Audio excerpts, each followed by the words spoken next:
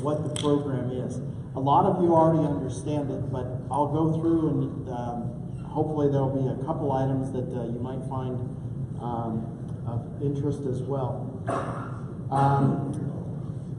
So what we're going to do is I'll walk through. I won't spend a whole lot of time on a lot of the charts. I'll try to be informative, and I'm not going to be Fred Astaire, so I'm not going to do much dancing. So, once again, I'm Jim Sweeney. I'm at Wright-Patterson Air Force Base, and I'm the Air Force Commercialization Readiness Program Manager. One of the most cool jobs I've ever had. It's thoroughly enjoyable, and it's been very rewarding from a career perspective. So, my ability to get to talk to you about it is pretty exciting. Okay. One of the first things in the purpose of the SBID or the CRP program is we're looking for the small business. And why are we even using you guys in the first place? You guys are more agile, you're more flexible, and when we need to make a change, which unfortunately I know it's irritating, we do it all the time. And we could go to a Lockheed or a Northrop Grumman or even the Air Force, and it would take forever, if ever, to make the change. To where you guys always seem to manage to make the change. You do it affordably. You're listening to what we're asking to do, and you're coming in and you're satisfying the requirement. That's why we're using you as the small business guys. We're looking for solutions for the warfighter. The only reason we're doing this is there are specific needs that change every day. Every 7 o'clock news that you watch, every requirement that we've got has a good chance of being changed. So that's why we're talking with you. We think that you're there and you're a resource that we've got, a very treasured resource that we've got that helps us make that change to support our guys in the field. And as far as executing the mission, what we're trying to do is we need to have you bring new ideas. You know, David Shahady talked about the inventor, you know, it goes on the shelf. And I know we're being filmed, but AFRL, the Air Force Research Lab, puts a majority of their stuff on the shelf if it gets that far. You know, they chase bright, shiny objects. What we're looking for is we're looking for the technologies that we can actually field, transition, commercialize, get it out of the lab. We're looking for you guys to make some money. The reason you're going to make money is you've got bills to pay, you've got lives to live, you're trying to grow your company, and oh, by the way, that's the verbiage and intent of what Congress purposed for the SBIR program. By the way, the SBIR program is a statute law. It's not because we want to do this, which is true, we do want to do this, but Congress said, thou shalt. And so we're doing the shout part. We need to transfer, and we're doing that either via as the prime or a subcontractor.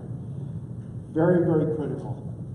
The end goal is commercialization, and as you're thinking of the CRP program, that's the gold ring. That's why you're doing what you're doing. Focus on the gold ring, because that's where you're going to make your money. One of the first things, and everything that I talk to when I'm looking down at a small business and I've shaken their hands and we start to talk, it's you got to know what we're doing. You can guess all day long, and a good chance is no one will have the slightest interest in what you're doing other than yourself. And the only way that happens is if you communicate to us. But you need to know what we're doing. And that's kind of what we're doing here at the SBID. You'll notice that we've had the government folks say, these are some particular areas that we're looking at. Things like hypervelocity, different types of materials, the battery charging capabilities, just as a few. You're here for the sustainment. We got a whole bunch of airplanes parked over there. We've got a whole pile of debris that they're resurrecting and putting back on airplanes. I'm going to use the ES3 guys, for instance. They got landing gears from 707s, or excuse me, the 135 program, those aircraft. To replace a nose gear is hundreds of thousands of dollars. And ES3 can bring it back because they developed the technology that makes that happen. That's the position I want all of you to be in, because you then at that point, we're using your technology. And you're saving the government money. Now remember, the government is funded by taxes. Every April 15, you feel the pain. You're a stakeholder in all this. So if we're saving money, we're able to do other things with it. And so from that aspect, it would certainly be great if we were able to have you as stakeholders and partners in that aspect. You need to know what the warfighter and the taxpayer and the Congress guys are all looking for. And that's all of our job. I'm not deferring that to you alone. That's our job as well. We have to tell you what we've got as an issue, what keeps us up at night. And then you've got to tell us, hey, I think I've got a solution. I get a lot of phone calls saying, hey, I think I've got the solution. And that is awesome. I've got Dave Pope sitting up front here. Dave is one of my go-to guys. And when I get an email saying, hey, I got this great idea, I'll typically filter it through Dave, and he'll actually try to set up somebody for you to communicate with, get that dialogue started. So Dave is a huge component of what we're trying to do. We've been doing this since 1982. That's when the SBIR program started. And the second bullet is kind of, unfortunately, it's truthful. We haven't done all that we can to make it successful. So a lot of the changes that you're hearing at this meeting, it's because we're trying to change the dynamic. We're trying to change how we establish return on investment. We're trying to actually show the data that says, hey, it's a good thing we're here because we're making a difference. We're looking for return on investment. I had the lawyers and the contracts guys at Wright Pat say, how could you do return on investment? What are you going to do? Pocket the 38% profit on that? And the response was that I had to tell them, folks, this is investment money. It's not monopoly money. When we spend money, we're expecting to get a return on the investment. Tell us what we've got for the money we spent. So that's our focus when we're talking return on investment. We need to get something that we can actually put out in the field. And as the last bullet, we're actually changing the program quite a bit. So this isn't your dad's SIBR program or SBIR program. We're actually making a big difference. And you guys are all stakeholders in that. And we need you to help us help the warfighter and the taxpayers. So, I kind of segued on that. What we're looking for is we got to have requirements. We can't just be developing something just because it's really cool. Everybody needs a left-handed smoke shifter or a Hunyaker valve, but nobody's signed up to buy it. So what we're saying is we got to have the requirements, we got to have good quality, it's got to be done in a expedited and a realistic manner so that we can record the metrics. We're pressing to see if there's ways that we can actually get the effort done sooner. And there's a logical reason, and I'll explain that. A lot of the people that you're interfacing with in the government, they either get promoted, they retire, they get struck by a bolt of lightning or hit by a train or something. But that was your champion, and the champion goes away. Now you're high and dry and you got nothing. So if we can get what you're doing expedited and fielded, I think that'll be a huge benefit to what you're trying to do. It'll also be a huge benefit to the warfighter because we get the product sooner. That's a big takeaway from anything I'm saying today. Also, we have to report on an annual basis to Congress. hey, Air Force SBIR program, I gave you $1 gazillion. What'd you do with it? Well, we have to show them the data that says, pretty cool thing. We had certificates up on the stage. We reported that to Congress this year, and it was because of that we were able to demonstrate we're actually doing good things with the program. And that's why I was pleading with you. It'd be great if I had more of you up on the podium for that very reason. It helps us with our reports. It's more than just the numbers. If we're doing really well, Congress will actually give us more money, which means we can provide more funding to you guys to help us help the warfighter. Quality. You know, we've got a lot of folks that they'll tell us, hey, I've got this great thing. I can turn coal into gold. And, well, I don't see a whole lot of that. So what we're looking for is we're looking for the reality of the quality. It's got to be something that can be used. We can't really give Air Combat Command, for instance, a product that still needs to be tested and validated because they're interested in putting gas in the aircraft and launching it for a mission as required. And if we've got something that's not validated or properly tested, that doesn't end up being as well as one would hope. So what we're working on is whatever you do, it has to be of the highest quality, and we'll work with you, on that. The other thing is speed. You know, we've got, it typically takes anywhere 5, 7, 10 years to get through a SBIR program. And if you look at the kicker at the bottom, you know, that 20-year-old in the dirt, in the desert, he doesn't have 20 years to wait. He's got a problem that needs to be solved like about an hour ago. It's incumbent on us to try and help him. And I think if we use that as our basis, as our mantra, or whatever you want to call it, we should find a way to expedite it. I'll go back to it again. The sooner you get it expedited, commercialized, transition, the more opportunity you've got to make some money. And I know, well, I'm hoping everybody's in here for the profit that it generates as opposed to being a charitable organization. That's what Goodwill is. I'm not thinking you guys are that, so you've got bills to pay. So I'm looking for the speed. It has to be a controlled speed. What we're looking for, what we're going to consider with the CRP program is if we can get 18 to 24 months or less, that's going to be awesome. You get to make some more money, and we get the product fielded in a whole lot faster manner.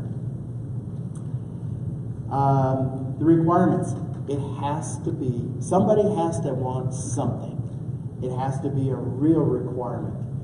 It can't be just, I'm counting the number of stars, or, you know, we're evaluating the color of the trees. If somebody doesn't have a real requirement for that to happen, maybe you need to recalibrate and figure out maybe there's something that you really need. A couple slides back I said you've got to know the mission. Understand our mission, ask questions about our mission, get the dialogue started, solve that particular issue. That'll work very well. We'll be more inclined to fund what you're trying to do at that point. And we're also trying to look down the range, and it's not just the SBIR funding or the CRP funding, it's someone else will be throwing money at it. I used Lockheed, you got Northrop Grumman, Boeing, Raytheon, all these other guys. You're going to find they're going to be huge customers because they've got contracts with the government and they have to solve a problem. So you've got a component that fits into their system, the system of which they'll deliver to us. That's more power to you guys because you're making some money. And I think that's something you need to consider as part of your business model. The majors that I personally work with, and we have meetings all year long with them, they're awesome. And we bring small guys to talk with them. And we've seen instances where some of them have done very, very well. Not to the level that we would consider totally successful yet, but we're working that aspect. And I think it would be great if you guys were some of them as well. Okay, we're looking at, on this particular thing, This applies also to the government guys. A lot of you have got government experience. Some of you have no government experience. It doesn't really matter. The issue is, what we're dealing with is business. It just happens to be government business. And we're looking at it through the lens that you have as a small company or as a large company. You know, what's it take to do that business? Well, a lot of the government folks don't have that concept of how business operates. They're familiar with doing the technology, and that's all they focus on. This is business that we're working on, and we have to have a desire or a requirement. We have to find ways to solve the problem, and then we got to deliver. And when we say we'll deliver, that's when we have to deliver, or even sooner. So when I'm talking about ownership, that's kind of where we're going. The other thing I mentioned yesterday, or actually a little bit earlier today, was everything that we're doing is partnership and relationship based. You got to get to know us, and we have to get to know you. And the only way that happens is if you stretch out and talk to us. That's why this is an incredible event. I love these events. I get a chance to meet companies I've never met before. I get a chance to reconnect with companies I've contacted and worked with before. It's really great, and it's a big deal for us. It's one of the largest things that we do, and it's one of the most exciting. Don't be afraid of the government, especially the Air Force. We're a great group of guys, and my office is spectacular. It's one of the neatest places I've had to work ever, anywhere. Get to know us. We can help you out. Okay, we're actually looking for non-traditionals. We've got the Navy here today. We've got DLA. We've got a few of the other folks. They've been camped in a room down there in room number 3 all afternoon. We started at noon. We're actually going to do some business with the Navy. Sustainment stuff with the Navy. The F-35, I think the Air Force is buying a couple of those. I know the Navy is. I know the Marines are. So we're going to leverage some of our money with their money and see if we can come up with something. We're grabbing for the low-hanging fruit. That's the non-traditional stuff. If we've got some SIBR topics that are close, they just need a little more fine-tuning or tweaking before it can be transitioned. We're going to put some money up against it. David already talked to you about our budget and the fact that I have to unload quite a bit of money, but I'm going to do it with due diligence.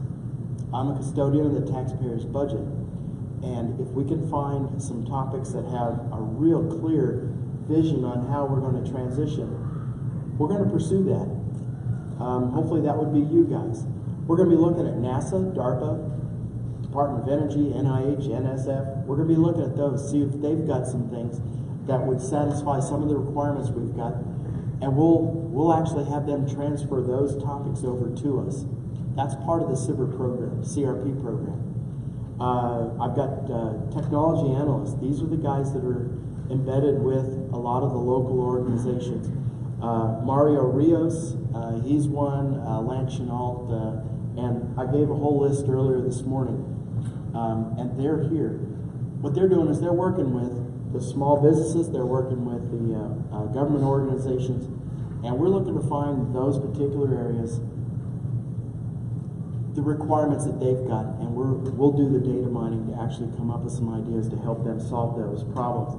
But the big thing is we're going to look to see if we can get that done in about 18 to 24 months or sooner. And the thought is success breeds more success, and if we show that this program works, we'll get even more business. And by the way, the companies that do real well, good chance you'll do even more because we'll be more inclined to go back to you because you guys are performers. So that's where you got to step up and say, hey, I'm a performer. I'm doing really well and good things. That's how we're going to make this happen. The last bullet, David talked about the Tech Warrior. That's a cool thing. Consider that. That's where you get a chance to interface with the operator. You get to bring your technology. And you get to find out if it's an ugly baby, or if it's really close, or if it's a competition topic. You get a chance to see what the user thinks. The user's going to have to take it to battle. And that's one of the new things that we're working, and we've funded that already. So I highly encourage you, if you get an opportunity to participate, it's pretty cool and it's rigorous. And they'll be honest with you. It's, I like this, I didn't like that, I'm not sure I care for the color pink, but you know, whatever it is, they'll work with you on that, and you'll get a chance to debrief them and find out what it is. Right now, the majority of our money goes towards AFRL, and like I said, majority of their stuff goes on the shelf, or if it gets that far, or they chase the next bright, shiny object. We're looking to get past that, and that was the non-traditional things that we were talking about. So when we're talking CRP, our goal is how are we going to transition it? And so we're taking a real serious look at that, and we're getting senior level concurrence and advocacy for that. That's really a good thing for you guys, because now you'll have some other folks to deal with that'll probably get you a little closer to where you need to be. Sorry. I'm not going to spend too much on this. When we're talking about innovative, it's got to be something new. It's got to be something that can be responded to quickly. And it's got to be relevant. It's got to be something that somebody really is going to use. That was part of the requirements validation. You saw a chart similar to this, and I want to draw your attention. This is really important. If you go to the left, that's really where your SBIR career starts. That's where you determine, I have an idea. I've got a technology that I'm trying to push through. And I'm also, at that point, even before you put paper to or pencil to paper, you're looking way out over here. Who's going to use it? How are they going to use it? Will I have the manufacturing capability to put it together? Will I have all of the certifications? And will it be in such a manner that it's ready to go? It's going to be mature enough that somebody can benefit from it. So when I'm talking the SBIR chart, I'm talking start right here. That's the biggest part of this whole program. It's you plan the fight and then you fight the plan. That's where you started. Now the green, that's my commercialization. CRP program. Congress basically stated in their verbiage, if you get a phase 1 award, you've basically satisfied the requirements for competition. You can actually transition a phase 1. Don't be afraid of that. You know, take the step and go for the business. You can transition a phase 1, you can transition a phase 2, you can transition any time. The object is you need a customer. You got to make sure that the customer's on board. It might not be the TPOC you originally had, but you've got a customer on board. And because that's the guy with the check, you can even provide him a pen to write the check. I encourage you to do that. So when you're looking at this, you understand the dollar amounts. And when we say, well, you know, it's like 9 months for a phase 1, can you do it in 3? It's 24 months for a phase 2. Can you do it in like 13 months? I told you the reason why. Your sponsor, your advocate, your champion, he's going to get promoted, retire, hit by a bus, or struck by a bolt of lightning. You're going to lose your champion. While you got your champion, make something happen. It's in your best interest. I've seen that way too many times, and it's heartbreaking. So if we can find a way to get you past that, I think that would work for you really well. One thing here is that I'll focus on is phase 3. It's not magic. This is where you're making the money. This is the gold ring, and this is where you're using non-SBIR money. This is where the Air Force guys would basically fund the program. Boeing or Lockheed would put some money on it, and that smells a lot like a phase 3. I would say go for that. climb on board, because once you deliver and once you've got a mature product, they'll buy in bulk, and that's really awesome. Strongly encourage that. We've already seen that. Okay, we've talked about the technology analysts. These are the guys, these are the subject matter experts that work for me. And they're all across the country, and they're great. By the way, you're going to get these charts. If you've got something, by all means, contact these guys. They do this on a daily basis, and they're spectacular. All of them. They're very qualified in what they do. And then we've got the folks in the AFRL. These folks, they're spectacular as well. They're wonderful to work with. I think you'll enjoy the experience as well. I've got the website, and if you have a question, you can email us with, hey, I got this particular thing, what do you think about? Or I'm trying to find somebody to talk with. And that's where like Dave Pope would come to play. Don't be bashful. There are resources that we've got. And here's the another thing. I know I'm running out of time, and the gal in the back is going to throw a brick if I don't hurry. I got 3.5 minutes. But my yellow light's on. So that means I need an oil change, or I need to check engine light on soon. Anyway, one of the things we've done, you've seen Dennis up against the wall with the cameras. It's worked really well. We started this about 2 years ago. We brought Dennis on board. We'll put a camera in front of you with your success. Several of the folks that received the certificate today, we put a camera in front of them. We were advised that if you're going to contact Congress, not to do so with more than a 4th grade reading level. And we found that the video works great. You go into Best Buy, and everybody will stop by where the TVs are. It's like, oh my God, a TV! Well, it's the same thing with a video. We show our videos in the Pentagon. The Navy is a little envious of our pursuing that with great vigor. Dennis has done a spectacular job, and he'll be talking with several of the small businesses. We've got them on schedule for that particular purpose. Be one of those companies, because that means you've done very well, and we can actually get it publicized, and you can see what we've done on the YouTube channel, on that website, or that link right there. Highly encourage you to take a look. And at the very beginning, I took the chart out, but it was like the Wright brothers. I think they're from Dayton, Ohio or something.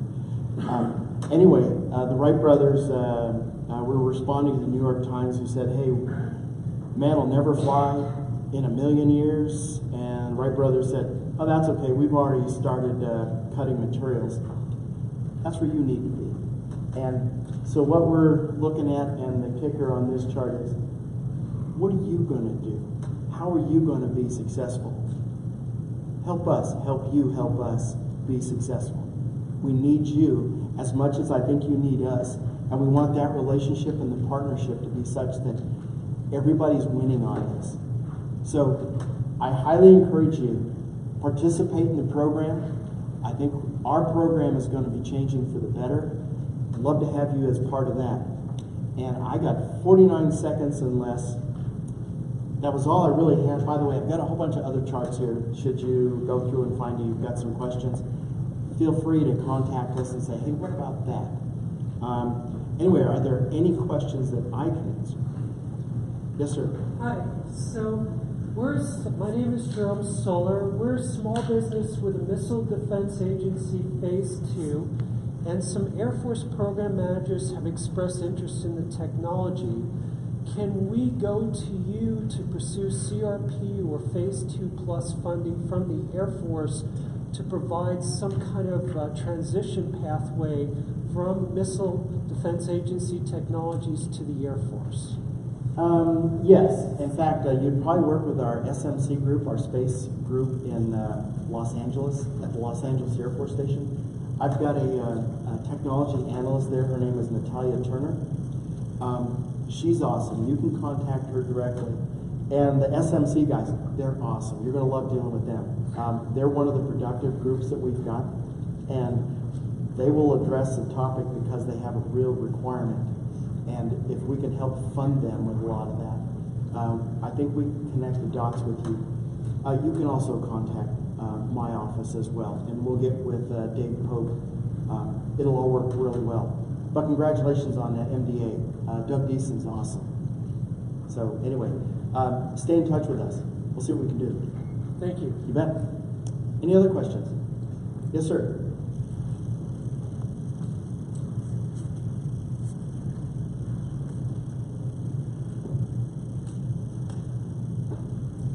I don't know. Is this on? It's on. Okay. Thank you, Jim, for doing this. My name is Gordon Crawford. I'm with Rubber Supply out of Casper, Wyoming. And that's where my office is anyway. And we're proud to be a part of a mechanism that can bring the might of the U.S. military to bear. And my question is, when was the last time the definitions, how old are the definitions of small business, and when was the last time they were reviewed? There's several different criteria. One of the biggest is, it's got to be like 500 or less. It's got to be an American company. And sometimes it's dollar restricted depending on the NAICS code that you're categorized under. But typically the biggest thing is American owned and about 500. And if you have a question, we can help with that in the SBA, Small Business Administration. If we've got a question along that line, we can get you the answer. That's not a problem. My only other question is there any way we can get like a copy of all the slides we've seen today? And Camille, back in the back, I think most of them will be available at the end. Presentations will be made available to everybody after the event. We're going to send you an email. We're going to have all kinds of information, and it will tell you where to go on the website to get all presents. Thank you. Boy, thank you very much. Any other questions? Yes, sir. Mark Miller with Select Engineering Services. My question is, as you're going through the process of trying to commercialize and you're interacting with potential investors and that sort of thing, and you have a larger company that wants to buy your IP, can they make use of the Phase 3 contracting mechanism? Yes. Actually, if you're dancing with a bigger company that wants to buy you, one of the things that your legal folks would look at would be an novation agreement. You're going to bring your IP. They'll pick you up, basically, right? Well, it would be buying the technology, not our company. I believe that the novation agreement would be basically such that that information would transfer over to them, and then they would get benefits for the small business activities, and also the benefit that Congress says for competition. They would be able to go sole source to whoever they need to be and be able to get their small business contract. I think it's more small businesses don't do that, because that's something that I heard, but I wasn't sure if it was true. But if we know about that, it sort of helps through that valley of death that everybody keeps talking about. Yeah. You know that you can go sell the concept to a larger company. They can still benefit not only from the technology, but from the contracting mechanism. Right. Now, one of the benefits of what we're trying to do here is we're trying to educate the audience. We're also educating ourselves, because now we're looking for, we're finding what your requirements are. But yeah, there's an innovation agreement that you can come up with that would kind of help you get through the minefield on that. All right, thank you. Mm-hmm. Any other? And I think I just got the hook, so I'm going to have to introduce the track 3. So with that, and I apologize for being, 7 minutes late. Sorry, Camille. Okay, this is the track 3. We're going to change channels here. Track 3, the SBIR and SBIR and STTR technology needs. This links the Air Force customer-defined technology-based needs with the SBIR's STTR technologies These briefings by Air Force subject matter experts discuss Air Force technology-based needs.